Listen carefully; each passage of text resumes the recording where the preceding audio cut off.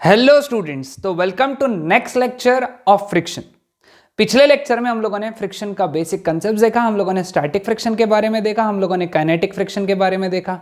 अब आज के लेक्चर में हम लोग इन्हीं फ्रिक्शन के ऊपर के न्यूमेरिकल्स डिस्कस करेंगे। So will start with our first numerical. First numerical सभी ने नोट डाउन कर लेना है, बहुत आसान सा numerical. Find the direction of kinetic friction on the block exerted by the ground and on the ground exalted by the block. ठीक है, अब यहां पे देखो, ब्लॉक का मोशन राइट साइड में हो रहा है, ब्लॉक का मोशन राइट साइड में हो रहा है, तो उस ब्लॉक पे जो फ्रिक्शन फोर्स ये सरफेस एक्सर्ट करेगा वो पीछे के डायरेक्शन में रहेगा। तो this is friction on block exerted by ground, ऐसा लिखूंगा मैं। और अगर सरफेस की बात करूं, अगर सरफेस की बात की जाए तो सरफेस के ऊपर, क्योंकि ब्लॉक पे फ्रिक्शन फोर्स पीछे एक्सर्ट हो रहा है, तो सरफेस पे फ्रिक्शन फोर्स सामने की तरफ डेवलप होगा। This is friction force on ground exerted on ground with respect to block. है ना, समझ में आया? अगर सरफेस ने ब्लॉक पे पीछे की तरफ फ्रिक्शन लगाया तो ब्लॉक सरफेस पे सामने के डायरेक्शन में फ्रिक्शन लगाएगा। एकदम आसान था, डायरेक्शन का प्रॉब्लम था ये, है ना? ओके, चलो नेक्स्ट आगे बढ़ते हैं। हाँ, ये एक डिफरेंट प्रॉब्लम है, उससे थोड़ा सा complicated. Draw the frictional forces on A and B, assume all surfaces as rough. अब यहां सबसे इंपॉर्टेंट है ये वैल्यूज, ये 20 मीटर पर सेकेंड, ये 10 मीटर पर second. So can I say that, इसको मैं अगर ब्लॉक ए बोल दूं और इसको ब्लॉक बी बोल दूं, है ना, तो हम लोग सबसे पहली चीज ये बोल सकते हैं क्या कि relative to B A moves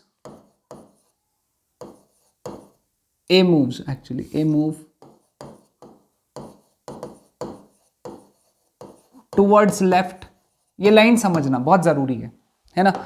B के हिसाब से ए लेफ्ट की तरफ मूव कर रहा है, क्योंकि बी की वेलोसिटी ज्यादा है और ए की वेलोसिटी कम है, तो बी के हिसाब से ए पीछे की तरफ जा रहा है। आया क्या ध्यान में सबको ये कंसेप्ट? हाँ, तो इसीलिए हम लोग जब ए ब्लॉक के ऊपर फ्रिक्शन लगाएंगे, क्योंकि ए ब्लॉक का मोशन टुवर्ड्स लेफ्ट है बी के हिसाब से, तो उस पे फ्रिक्शनल फोर्स लगेगा ए पे विथ रिस्पेक्ट टू बी सामने की तरफ। समझा? क्लियर? ये लाइन समझी क्या सबको? सबसे इंपॉर्टेंट यही लाइन है कि बी के हिसाब से ए मूव टुवर्ड्स लेफ्ट, क्योंकि बी की वेलोसिटी 20 मीटर पर सेकेंड है, ए की वेलोसिटी 10 मीटर पर सेकेंड है, तो बी के हिसाब से ए पीछे जा रहे हैं, लेफ्ट पीछे है ना, लेफ्ट में जा रहे हैं, तो उस पर फ्रिक्शन फोर्स आगे लगेगा, उस पे यानी कि इस पे ए पे। अब देखो ये बी, अब बी ए पे फ्रिक्शन फोर्स सामने लगा रहे हैं राइट में, तो ए बी पे फ्रिक्शन फोर्स पीछे लगाएगा। तो this is friction force exerted on B by A. ठीक है, और बी की वेलोसिटी राइट साइड में है, तो बी की टेंडेंसी आगे जाने की है, तो ये सरफेस बी पे पीछे की तरफ फोर्स लगाएगा। This is friction force exerted on B due to ground. तो ये हो गए फ्रिक्शन फोर्सेस के डायरेक्शन। देख लो अच्छे से, लेक्चर पॉज करो और इसको नोट डाउन करो। डायरेक्शंस मार्क करना बहुत जरूरी। वापस एक बार एक्सप्लेन करता हूं कि बी के हिसाब से रिलेटिव टू बी, यानी बी के हिसाब से ए पीछे जा रहे हैं, लेफ्ट में जा रहे हैं या पीछे जा रहे हैं, एक ही बात, लेफ्ट में जा रहे हैं, क्योंकि बी की वेलोसिटी ज्यादा है, ए की वेलोसिटी कम है, मतलब बी के हिसाब से ए लेफ्ट में जा रहा है, तो इसलिए ए पे फ्रिक्शन फोर्स सामने लगेगा जो बी एक्सर्ट करेगा। अब बी अगर ए पे आगे की तरफ फ्रिक्शन फोर्स एक्सर्ट कर रहे हैं, तो ए बी पे पीछे की तरफ फोर्स एक्सर्ट करेगा, तो ये हो गया friction force on B due to A. अब बी आगे जा रहे हैं, तो सरफेस के हिसाब से बी पीछे, अब सरफेस क्या करेगा, बी पे पीछे के डायरेक्शन में फ्रिक्शन लगाएगा। तो ये हो गए सारे फ्रिक्शन फोर्सेस के डायरेक्शन। आसान था? हाँ, ये important concept. A block of mass 1 kg is at rest on horizontal surface having coefficient of static friction 0.2 and coefficient of kinetic friction 0.15. Discuss the frictional forces if horizontal force of 1 Newton, 2 Newton and 2.5 Newton is applied on the block. Okay. अब देखो, सबसे पहले एक काम करो, इसका normal reaction निकाल लो। अब वजन mg नीचे है, नॉर्मल रिएक्शन एन ऊपर है और वर्टिकल डायरेक्शन में कोई भी फोर्स नहीं है, मतलब N should be equal to M G. तो N is equal to M कितना है 1, जी का वैल्यू 10 ले लेंगे लेटेस्ट से, तो इट इज 10 न्यूटन। अब लिमिटिंग फ्रिक्शनल फोर्स लगाएंगे अपन।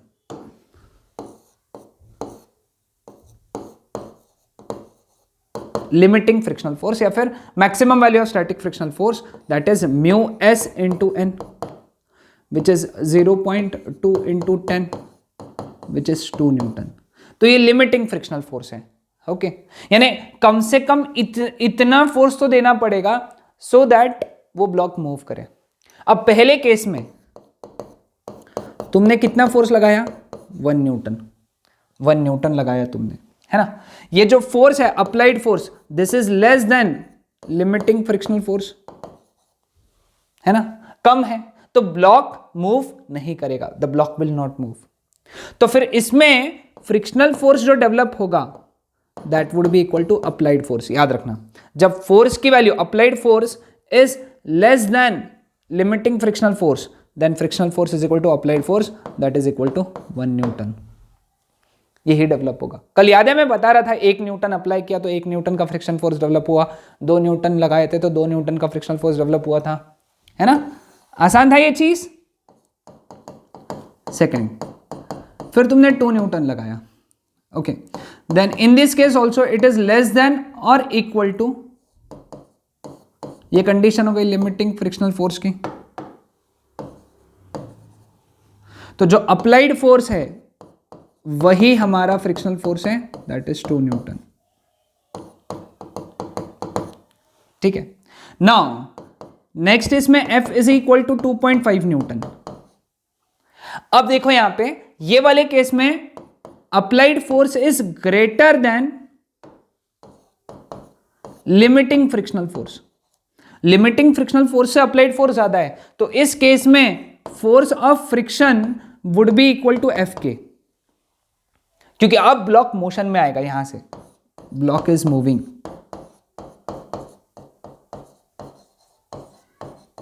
ऐसा हम लोग बोल सकते हैं। ब्लॉक इज मूविंग, इसलिए F is equal to F K, और एफ के का वैल्यू है म्यू के इंटू एन। तो therefore F is equal to mu K का वैल्यू कितना है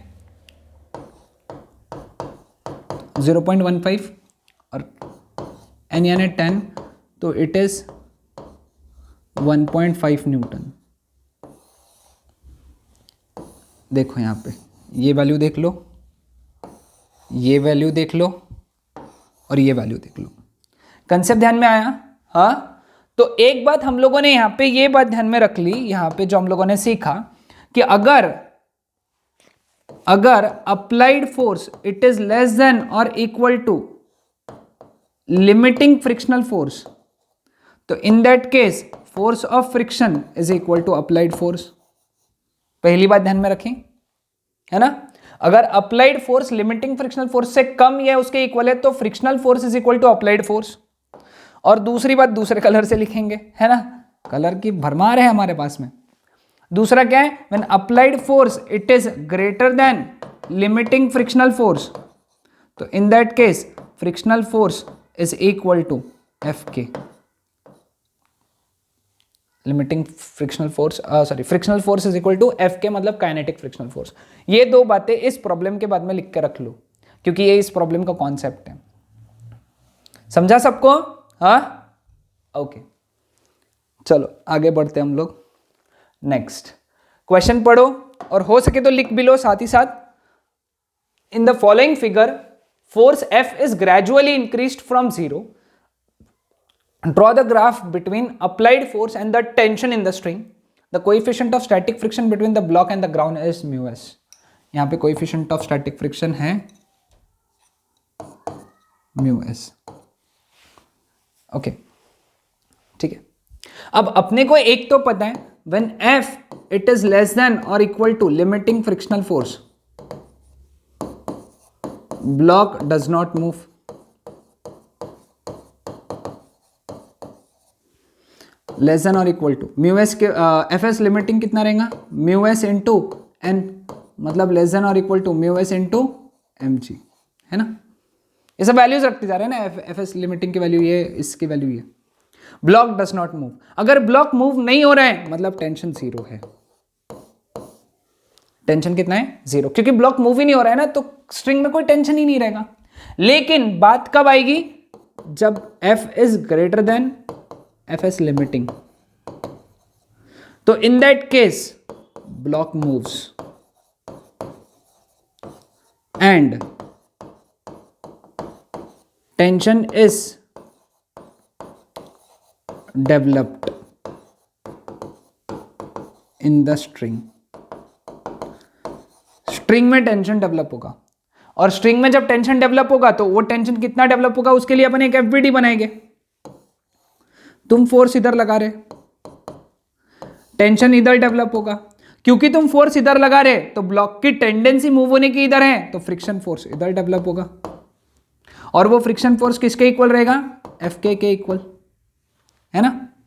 क्लियर विद दिस? हाँ, तो इस केस में हम लोग इक्विलिब्रियम का कंडीशन लगाएं तो F is equal to T plus F, तो T is equal to F minus F, लेकिन यहां पे जस्ट मूव हो रहा है तो it is F S limiting आएगा, तो that would be F S minus F, what is F S limiting? Mu S M G. So हम लोग यहां से लिख सकते एज एफ इज इंक्रीज्ड, ये तो कांस्टेंट है, दिस इज कांस्टेंट,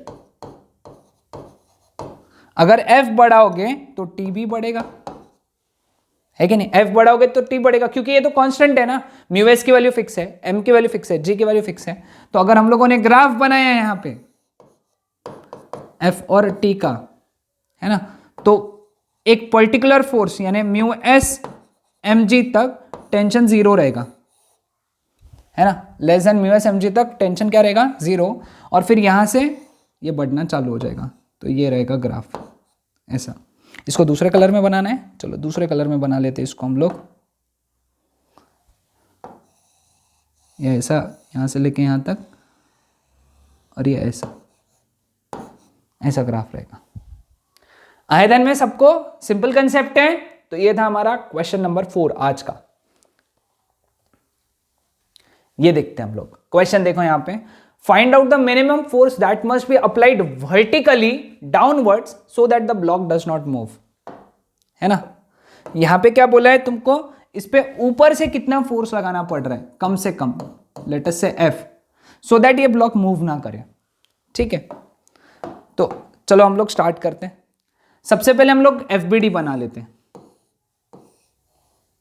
ओके, इसका वजन mg है ना, नॉर्मल रिएक्शन n ऊपर, और तुम नीचे की तरफ एक फोर्स लगा रहे इस पे F, so that block move ना करे। ये 100 न्यूटन अप्लाई किया तो इस पे फ्रिक्शनल फोर्स इधर डेवलप हुआ, static frictional force Fs develop हुआ, ठीक है। तो ये चीज है। अब एक काम करेंगे, ब्लॉक मूव मिनिमम फोर्स के लिए, ब्लॉक डज नॉट मूव कब? जब 100 इज लेस देन Fs, है ना, 100 Fs से कम रहेगा। अब 100 इज लेस देन Fs कितना वैल्यू है? लेस देन और equal to mu S into N. अब हमारे पास में n का वैल्यू नहीं है, n का वैल्यू लेकिन हमको यहां से समझ में आ जाएगा, है ना। n का वैल्यू कितना रहेगा? mg प्लस एफ, यहां से समझ में आ रहा है ना, n ऊपर mg और f नीचे, तो n is equal to mg plus F, यहां से लिखा, ये वैल्यू सब्स्टिट्यूट करेंगे यहां पे, mu S into mg plus F, यानी 100 इज लेस देन और इक्वल टू, म्यू एस का वैल्यू कितना है? 0.5, m का वैल्यू कितना है? 10, j का वैल्यू 10 प्लस एफ। 0.5 नीचे आ गया तो 100 अपॉन 0.5 इज लेस देन और equal to 100 plus F. 100 upon 0.5 is 200, less than और इक्वल टू 100 प्लस एफ। मतलब हम लोग लिख सकते हैं F इज ग्रेटर देन और इक्वल टू 100 न्यूटन।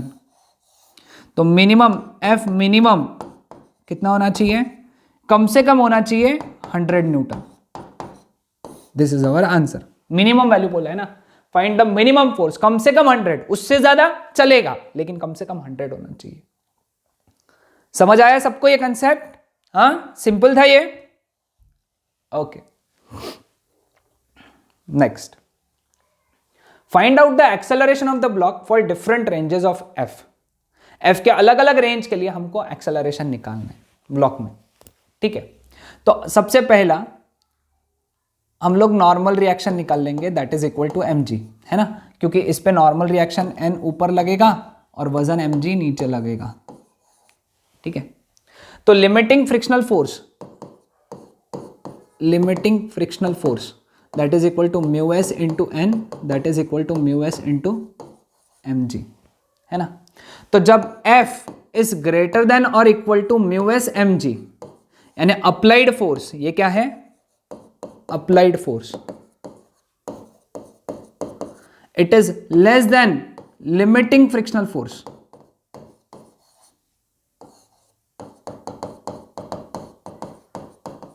तो उस केस में ब्लॉक डज नॉट मूव, हमको मालूम है ब्लॉक मूव नहीं करेगा, ब्लॉक डज नॉट मूव, तो देयरफॉर एक्सेलरेशन इज 0, है ना।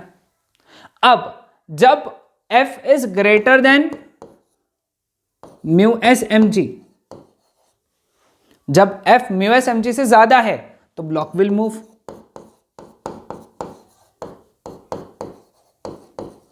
है ना, ब्लॉक विल मूव। अब इसका अपन एफबीडी बनाएंगे हम लोग, तो देखो यहां पे f लगाया है तुमने जिसकी value mu S M G से ज्यादा है। अब ब्लॉक मूव कर रहे हैं, किधर मूव कर रहे हैं, ब्लॉक का मास स्मॉल m है, किधर मूव कर रहे हैं, लेफ्ट साइड में, तो इस पे फ्रिक्शनल फोर्स पीछे लगेगा,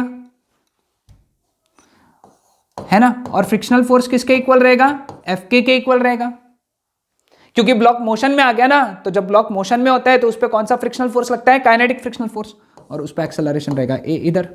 तो therefore applying Newton second law, net force that is equal to F minus F K, that should be equal to mass times acceleration, f minus fk should be equal to mass into acceleration। तो acceleration is f minus fk की value कितनी है, mu K into N upon M A, that is equal to f minus mu K into N की value कितनी है बेटा, M G upon, sorry A यहाँ पे m ही चाहिए था,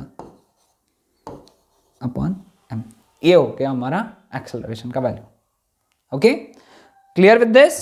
तो ये था हमारा आंसर। अब देखो next question 7, find the acceleration of the block as shown in figure. इस ब्लॉक का एक्सेलरेशन निकालना है। अब इस तरीके के क्वेश्चन में एक बात ध्यान में रखना, इसका कंसेप्ट ये है, calculate limiting frictional force. Step number 1, कुछ भी बगैर सोचे, कुछ भी दिमाग में मत डालो और कुछ भी दिमाग में मत लाओ और अपने आप से सॉल्व करना मत चालू करो। सबसे पहले कैलकुलेट करो limiting frictional force. Limiting frictional force का वैल्यू कितना आएगा, देखो यहां पे एफ एस लिमिटिंग, है ना, एफ एस लिमिटिंग कितना आएगा, mu S into M G, है ना, म्यू एस कितना है 0.5, एम का वैल्यू कितना है 10 इंटू जी कितना 10, तो ये हो गया 50 न्यूटन। ये हो गया तुम्हारा किसका value, F S limiting. But यहां पे हम लोग देख रहे हैं applied force is 30 Newton, it is less then F S limiting, है ना, लिमिटिंग फ्रिक्शनल फोर्स से कम है। तो देयरफॉर हम लोग क्या बोलेंगे, ब्लॉक डज नॉट मूव, और ब्लॉक डज नॉट मूव इसलिए एक्सेलरेशन इज 0, एक्सेलरेशन इज 0, इसमें एक्सेलरेशन नहीं है। कितना आसान क्वेश्चन। हाँ, डायरेक्ट निकालना मत चालू करो, सबसे पहले लिमिटिंग फ्रिक्शनल फोर्स निकालो। ओके,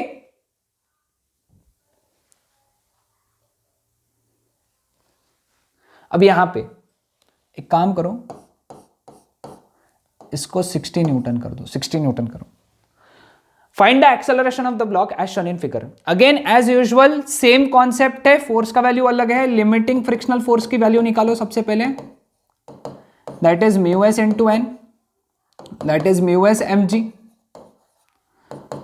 0.5, एम का वैल्यू 10 एंड जी का वैल्यू 10, तो इट इज 50 50 न्यूटन। ठीक है, अब यहां पे applied force it is greater than limiting frictional force, है ना। तुमने फोर्स कितना अप्लाई किया 60 न्यूटन और लिमिटिंग फ्रिक्शनल फोर्स कितना है 50 न्यूटन, तो it is greater than limiting frictional force, तो देयरफॉर ब्लॉक मूव्स। अब ब्लॉक की एफबीडी बनाओ। अब इधर तुमने 60 न्यूटन लगाया और ब्लॉक मूव कर रहा है ए एक्सेलरेशन से, ब्लॉक का मास है 10। अब ध्यान देना यहां पे सबसे इंपॉर्टेंट बात, यहां पे जो फ्रिक्शन फोर्स लगेगा अभी वो लगेगा एफ के, क्योंकि ब्लॉक मूव कर रहा है और यहाँ पे म्यू के की वैल्यू दी है, तो हमको एफ के निकालना पड़ेगा यहाँ पे सबसे पहले। तो हम लोग एफ के निकाल लेंगे सबसे पहले। एफ के is equal to mu K into M जी। अब म्यू के कितना है यहाँ पे 0.3, एम कितना 10, जी कितना 10, तो it is equal to 30 newton. और इसके लिए न्यूटन सेकेंड लॉ लगाया, net force is equal to mass times acceleration. Newton का सेकेंड लॉ क्या बोलता है, net force is equal to mass into acceleration. अब नेट फोर्स कितना आएगा, आगे 60 पीछे एफ के यानी 30, तो net force is 60 minus 30 that is equal to mass कितना है 10 इंटू एक्सेलरेशन, तो 30 is equal to 10a, cancel, तो a is equal to 3 metre पर second square. This is the value of acceleration. आया ध्यान में सबको, आसान कंसेप्ट, हाँ ओके। हाँ ये एक अलग कंसेप्ट है, ये थोड़ा अलग मतलब डिफरेंट कॉन्सेप्ट हो गया। यहाँ पे फोर्स सीधा नहीं लग रहा है, आड़ा लग रहा है। ओके, अब इसके लिए अपने को क्या करना पड़ता है, इसकी पहले एफबीडी निकालना पड़ता है। ओके, एफबीडी में इसके दो कंपोनेंट्स हो गए, ये कितना हो गया, ये 50 के दो कंपोनेंट्स रहेंगे। देखो एक रहेगा ये और एक रहेगा ये कितना रहेगा 50 cos 37 डिग्री और ये कितना रहेगा 50 sin 37 डिग्री। ठीक है, तो इस पे ऊपर के डायरेक्शन में अब cos 37 एंड sin 37, sin 37 की वैल्यू हमको पता होनी चाहिए, sin 37 इज 3/5 और cos 37 इज 4/5। तो इधर कितना फोर्स लगा 40 न्यूटन और इधर कितना लगा 30 न्यूटन। ठीक है, नॉर्मल रिएक्शन n ऊपर है ना, इसका वजन 10 kg है, तो 10 kg का वजन कितना हो गया 100 न्यूटन नीचे। ठीक है, क्लियर विद दिस। अब वर्टिकल इक्विलिब्रियम है, वर्टिकल इक्विलिब्रियम यानी सारे ऊपर के फोर्स इज इक्वल टू सारे नीचे के फोर्स, तो therefore 30 plus n that is equal to 100, तो n is equal to 70 newton. अब एक बात ध्यान में रखना बेटा, यहाँ पे हम लोग direct n is equal to mg नहीं ले सकते, यहाँ पे n is not equal to mg यहाँ पे।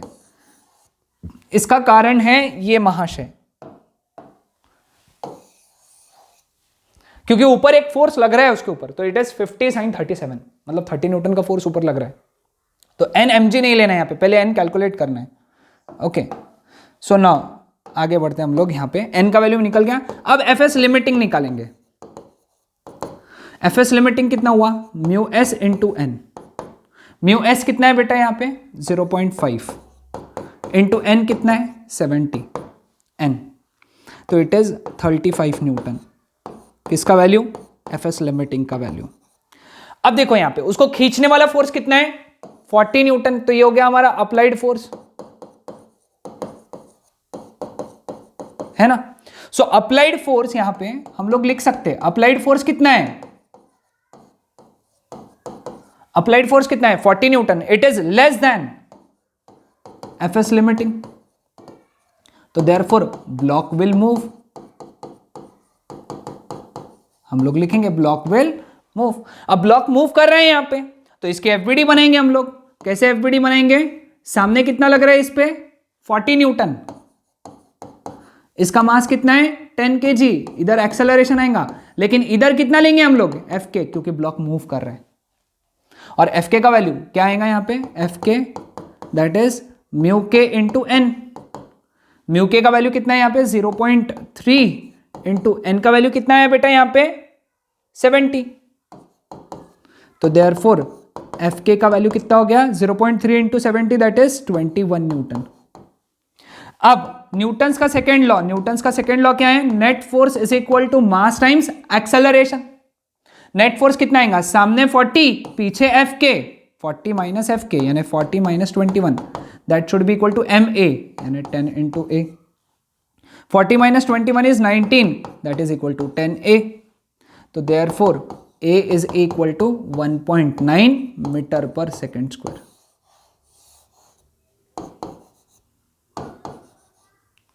समझ में आया सबको, क्लियर है यहां तक? तो ये था हमारा 9th example. Okay, next, determine the magnitude of frictional force in each of the following cases. यहां पे 100 न्यूटन लगाया, 5 kg और 0.2 ये इसका म्यू है, ठीक है।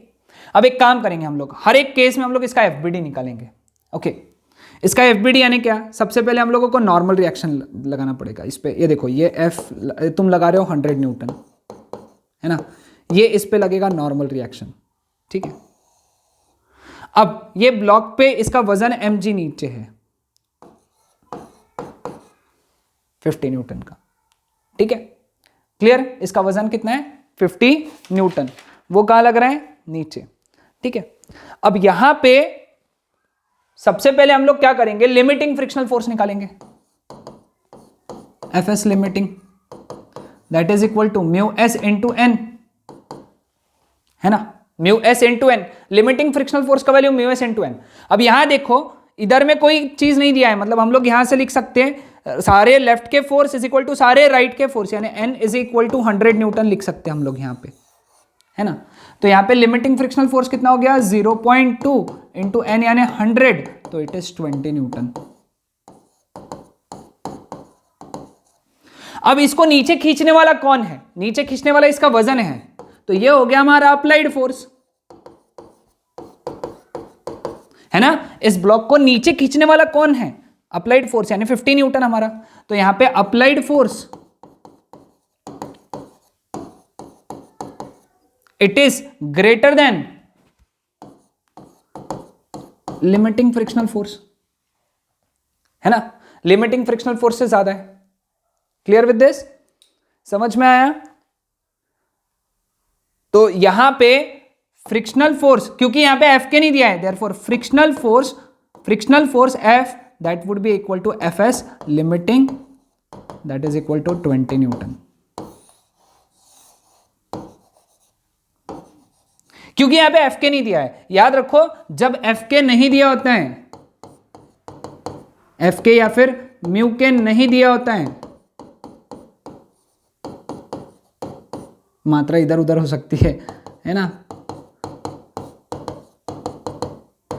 तब फ्रिक्शनल फोर्स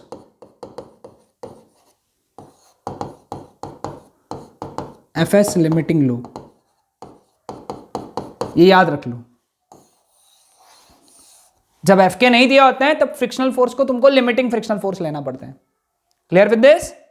तो यहां पे limiting frictional force is 20 Newton, ठीक है। देखो इसका दूसरा केस देखो, दूसरे केस में 500 न्यूटन लगाया तुमने, 500 न्यूटन, ओके। तो अगेन इसका एफबीडी जब निकाला हम लोगों ने, यहां पे ये हो गया 50 न्यूटन अप्लाइड फोर्स हमारा, है ना। ये हमारा नॉर्मल रिएक्शन एन, क्योंकि तुम इसको ऐसा धक्का दे रहे हो ना, तो दीवार नॉर्मल रिएक्शन इधर लगाएंगे, तुम इसको 500 न्यूटन से इधर धक्का दोगे तो ये जो सरफेस है नॉर्मल रिएक्शन इधर लगाएगी, और ये हो गया 500 न्यूटन। तो हमारा सबसे पहला इक्वेशन क्या है, N is equal to 500 Newton. तो limiting frictional force that is mu S into N, है ना। अब mu S into N, mu S कितना है यहाँ पे 0.2, एन कितना है 500, तो ये हो गया 100 न्यूटन। कौन? Limiting frictional force. अब लिमिटिंग फ्रिक्शनल फोर्स अगर 100 न्यूटन है तो हमारा applied force it is less than limiting frictional force, और जब applied force less than limiting frictional force होता है तो frictional force is equal to applied force होता है। ये हम लोगों ने स्टार्टिंग में ही पढ़ा, आज का पहला हमारा न्यूमेरिकल था। और अप्लाइड फोर्स कितना है हमारा अप्लाइड फोर्स कितना है 50 न्यूटन, है ना? क्लियर, समझ में है सबको? तो यहां पे फ्रिक्शनल फोर्स इज 50 न्यूटन। आसान कंसेप्ट था ये, हाँ? ओके, अब ये प्रॉब्लम तुम्हारे लिए होमवर्क है। मैं यहां पे तुमको इसका एफबीडी बनाऊंगा, इसको सॉल्व करो। ओके, मैं तुमको बता देता हूं, इसका एफबीडी बनाना पड़ेगा सबसे पहले। इसका एफबीडी कैसे बनाएंगे देखो, इसका वजन mg नीचे 50 न्यूटन, ठीक है। अब ये फोर्स के दो कंपोनेंट रहेंगे, एक ये और एक ये फोर्स के दो कंपोनेंट, है ना? ये वाला कंपोनेंट क्या रहेगा, अब ये 30 है तो ये भी 30 रहेगा, तो ये वाला कंपोनेंट यानी ये वाला कंपोनेंट वो रहेगा 50 cos 30, और ये वाला कंपोनेंट कितना रहेगा, सॉरी 50 नहीं है, ये 100 है, और ये वाला कंपोनेंट क्या रहेगा 100 sin 30, तो ये रहेगा 100 sin 30, ये रहेगा नॉर्मल रिएक्शन।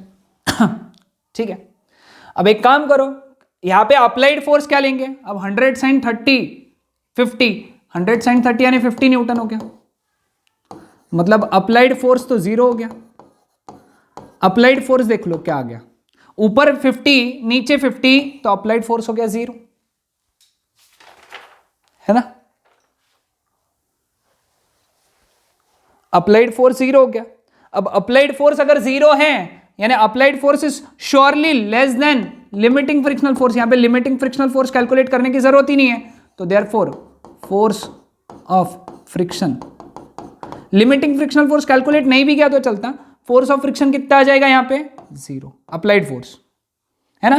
क्योंकि हमको मालूम है जब applied force limiting frictional force से कम होता है तो force of friction applied force होता है। ये पॉइंट भी लिख लो, जब अप्लाइड फोर्स एफएस लिमिटिंग से कम है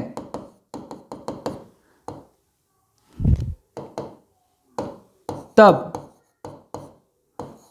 फ्रिक्शनल फोर्स अप्लाइड फोर्स के इक्वल होता है।